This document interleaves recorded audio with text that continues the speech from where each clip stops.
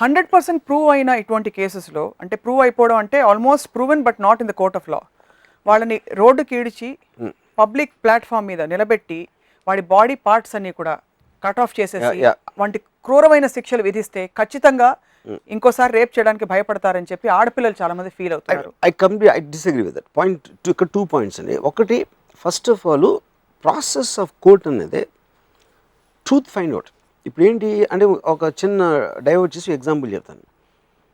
కసాబ్ అనేవాడు వచ్చి కొన్ని వందల మందిని చంపేశాడు బాంబేలో 26/11. అది మొత్తం కంట్రీ అంతా 27 తెలిసిపోయింది. ఎందుకంటే ఫోటోలు దొరికినాయి, వీటీ సెంటర్లో ఫోటో తీశారు. అందరు చాలామంది ఏంటి ఫీలింగు, అసలు ఆయన నరికేయాలి, ఆయన్ని హ్యాంగ్ చేసేయాలి ఇమీడియట్గా, ఆడికి మళ్ళీ ట్రయల్ ఏంటి అది అసలు కసాబ్ అని నీకు ఎలా తెలుసు? మీడియాలో వచ్చింది. అంటే మీడియా చెప్పింది యాజ్ ఇట్ ఈస్గా మీరు నిజం అని తీసేసుకోండి, ఇంకా కోర్టులో ఎందుకు అసలు అవసరం లేదు. సో కోర్టు ఏం చేస్తుంది, కోర్టులో ఒక జడ్జి అని కూడా ఇలా జరిగింది, ఏం జరిగింది 26 అని ఇలా జరిగింది, ఎవరు చేశారు, ఇతను ఎవరు, వీడి పేరు కసాబ్ అని మీరు ఎలా తెలుసు అని చెప్పాడు. తర్వాత విట్నెస్లు ఎగ్జామిన్ చేసాం. ఈ ఎగ్జామినేషన్ అంతా నిజం కనిపెట్టాడు, అసలు నిజంగా ఏం జరిగింది అని ఒక సిస్టమేటిక్గా ఫైండ్ అవుట్ చేయడానికి ఒక ప్రక్రియ అనేది న్యాయస్థానం అనేది అది. So that is the most important thing for any society. ఎందుకంటే ఆర్బిటరీగా నాకు తెలిసిపోయింది ఈయన చేసాడు, ఆయన చంపే ఈయన చంపే అనేది absolute anarchy. That there is no such thing as law. Point 1. దాని తర్వాత దాన్ని ఎంత స్పీడప్ చేయొచ్చు, దాన్ని ఇంకా ఎంత స్ట్రెంగ్తెన్ చేయొచ్చు అని మీరు ఆలోచించాలి, కానీ ఆ ప్రాసెస్ తీసేయడం అనేది కరెక్ట్ కాదు. రెండో పాయింట్, ఒక బర్బారిజం అనేది అంటే ఆ మనిషి మీద కోపంతో మనం చేయాలా, లేకపోతే ఇలాంటి అదొక డిజీజ్గా చూడాలి. నా ఉద్దేశంలో ఒక డిజీజ్, అదొక జబ్బు, అది ఒక మానసిక రుగ్మత, దాన్ని ట్రీట్ చేయాలి. ఇప్పుడు డెవలప్డ్ కంట్రీస్లో ఎప్పుడైనా కూడా ఒక పనిష్మెంట్ అనే దానికన్నా ఇప్పుడు సొసైటీకి ఇది డేంజరస్, సొసైటీకి ఇది హార్మ్ఫుల్ అని తీసి పక్కన పెట్టి అలా ఆలోచించడానికి వాడిని ఎందుకు చేస్తున్నాడని వాడిని స్టడీ చేసి ఆ ఎఫెక్ట్ సొసైటీలోంచి తీయడానికి ట్రై చేసినప్పుడే మీకు ఒక డెవలప్డ్ సొసైటీ వస్తుంది. లేకపోతే మీరు ఈ కన్ను తీసాడు కానీ ఈ కన్ను తీసేయండి, ఆడేదో ఇది చేశాడు కాబట్టి ఇటు చేయి నరికేయండి, తల నరికేయండి అంటే that is only going to have a regression. Working in some countries, right? But కానీ the point is eventually you want freedom. ప్రతి మనిషికి అంటే ఎప్పుడైతే మీరు అలాంటిది పెట్టారో యు ఆర్ రిస్ట్రిక్టింగ్ ఎవ్రీథింగ్.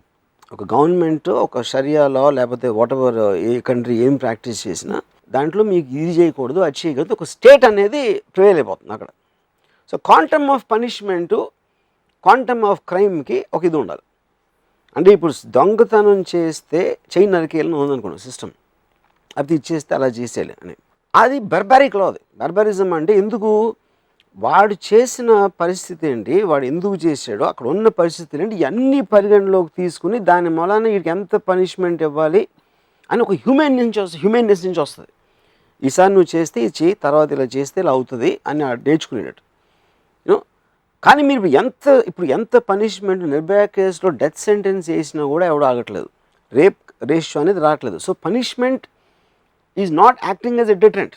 మనం చేస్తున్నాం కదా ఒక ఇది 3 ఏళ్ళు దాటి మళ్ళీ వాడు అప్పీల్ చేసుకునే అవకాశం మనమే కల్పించి, అది ప్రాసెస్ ఆఫ్ లా. ఆ ప్రాసెస్ ఆఫ్ లా అనేది common. Take so long. That's what I'm saying. అది ఇప్పుడు మన పాపులేషన్ ఆస్పెక్ట్, ఇన్ని కేసులు పెండింగ్ ఉన్నాయి. ఇప్పుడు ఎవ్రీథింగ్ యథా రాజా తదా ప్రజలాగా we get what we deserve. మన పాలిటీషియన్స్ ఏంటి, మన రోడ్లు బాగాలేదు, మన పాలిటీషియన్స్ కూడా బాగాలేదు. మన పాలిటీషియన్స్ కై నడుస్తూ ఉంటారు. వాళ్ళు ఉన్న చోట రోడ్లు ఎంతకన్నా ఎందుకు బాగుంటాయి. ఇంకో చిన్న ఎగ్జాంపుల్ ఇస్తాను. ఒక 10 మంది పాకిస్తాన్ నుంచి వచ్చి ఒక బోట్లోంచి దిగి లోపలికి వచ్చారు కులాబదర్.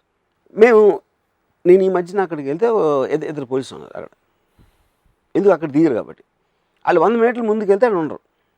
అంటే ఇదే ఎంత స్టూపిడ్గా, అది క్వశ్చన్ కాదు. బాంబే కోస్ట్ లైన్ని మీ నిమిషం ఎలా ప్రొటెక్ట్ చేయగలుగుతారు? మనకు బయట నుంచి అనటం ఈజీ. అది 100 crores పాపులేషను, ఇంతమంది ఇది ఉండి మనకున్న ఏమంటారు దాన్ని సోర్సెస్ కానీ రిసోర్సెస్ కానీ మనకున్న ట్రైనింగ్ కానీ ఇలాంటి రకరకాల ఎన్నో ఉంటాయి ఒక కంట్రీ నడపాలంటే. Obviously it is advancing, it's developing, nobody is doubting that. కానీ everything to happen exactly the way we want అనేది ఏ సొసైటీలో జరగదు, అది జరగడానికి ఛాన్సే లేదు. సో ఇప్పుడు సింపుల్ థింగ్ చెప్తాను మీకు.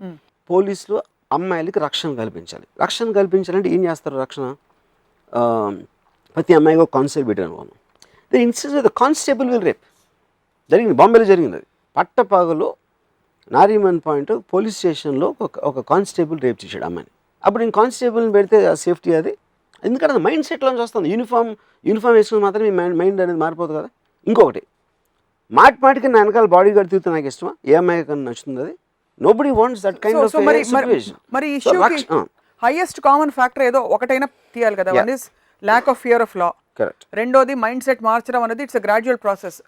రాత్రికి రాత్రి ఎవరు అందరూ మారిపోరు. Correct. So there should be ఒక ఇమీడియట్ రిలీఫ్, ఇంటరిమ్ రిలీఫ్ కైనా ఒక పద్ధతి ఏమైనా అవలంబించాల్సిన అవసరం ఉంది కదా. ఉదాహరణకి ఒక 2-3 శిక్షలు వరుసగా గబగబా వేస్తే అమ్మ బాబోయ్ వీళ్ళతో పెట్టుకోవద్దు, చట్టం మన వెంటాడుతుంది. ఎందుకంటే ఇందాక చెప్పాను ఫస్ట్ మన ఈ డిస్కషన్ స్టార్టింగ్లో, ఇట్ వోంట్ చేంజ్. ఎవరెవరి దగ్గర చేస్తారో వాళ్ళు అసలు ఎనరు. I don't think they will listen also, which is what the case of the Bombay rape case. Nirbhaya incident జరిగి అంత పెద్ద గొడవ జరిగిన తర్వాత there is absolutely no dip in the rape graph. అదే మీకు ప్రూఫ్ అయిపోయింది కదా. ఎవరైనా భయపడిపోతారు అనుకుంటాం కదా. అంత పెద్ద గొడవ జరిగి డెమాన్స్ట్రేషన్ జరిగి రేప్ లాస్ అమెండ్ చేసేసి అన్నీ చేసిన తర్వాత ఎవరికైనా ఆలోచన రావడానికి భయపడతారని మనం అనుకుంటాం కదా. అసలు ఏ మాత్రం లేదు డిప్ గ్రాఫ్లో, విచ్ మీన్స్ ఇవన్నీ మనలో మనం మాట్లాడుకోవటానికి కానీ where it has to reach it will never reach. I have two lead questions, Varma garu, before we conclude today's topic, although it's a never ending topic. ఒకటి, మరి శిక్ష ప్రోటోకాల్ లేదు ఇన్వెస్టిగేషన్ ప్రోటోకాల్ మీ దృష్టిలో ఐడియలీ ఎలా ఉంటే బాగుంటుంది? ఒక rape case ఇలాంటి ఒక ఘోరం జరిగింది, దాని తర్వాత పట్టుబడ్డారు వీళ్ళు కొంతమంది ఒక 1 week 10 days లోపల. వాళ్ళ ఈ protocol of investigation and coming to common consensus, how should it be in your view? See, 2 points. ఒకటి, delay in serving justice, I don't think it's a point. ఎందుకంటే as long as he is removed from society, he is not posing a danger.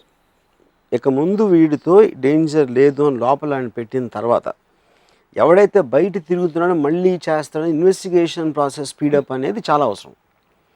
వాడిని బయటికి తీసిన తర్వాత నా ఉద్దేశంలో there should be psychiatric evaluation. ఎవరెవరినైతే పట్టుకున్నారో అది నేషన్ వైడ్ చూడాలి.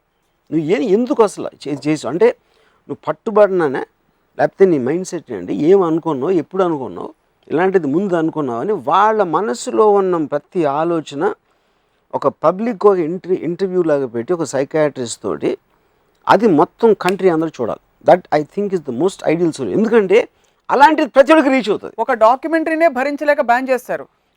అది ఇండియన్ గవర్నమెంట్ థింగ్. అది ఎవరు చేశారు నాకు తెలియదు. ద పాయింట్ ఈజ్ అది, కానీ దానికి పర్ఫెక్ట్ రెజొనెన్స్ వస్తుంది. ఎందుకంటే ఆడు రేప్ చేసాడు తెలుసా, ఆడిని చంపే నరికే, ఆడు ఏంటో తెలియదు, ఆడు ఏమనేసాడో తెలియదు, ఆడి బ్యాక్గ్రౌండ్ ఏంటో తెలియదు, అవన్నీ తెలుసుకోకుండా ఊని చంపేసిన మాత్రం భయపడి అందరూ ఆపేస్తున్నారా, ఎవ్వరు ఆపట్ల, ఇంకా జరుగుతూనే ఉన్నాయి. అప్పుడు అసలు అలాంటి వాడు ఎలా ఆలోచిస్తాడు అనేది తెలియటం అనేది మోస్ట్ ఇంపార్టెంట్ థింగ్.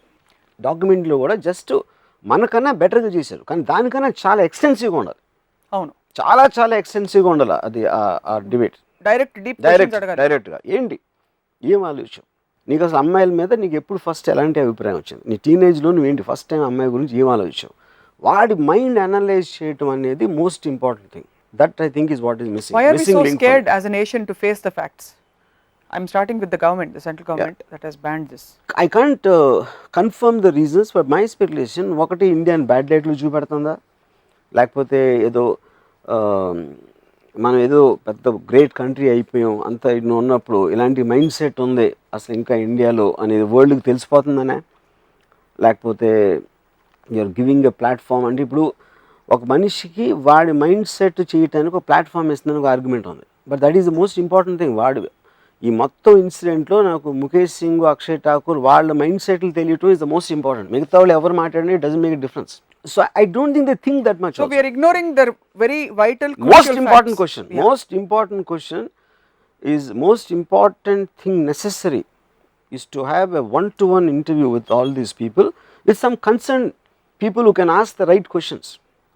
అంటే ఇంట్రాగేషన్ కాదు నేను అనేది, ఏంటి అసలు ఇలా ఎందుకు ఆలోచిస్తున్నావు అనేది వాడి టోటల్ అంటే autobiography of his mind, of rapist mind who did such a highness act. I think that's most important.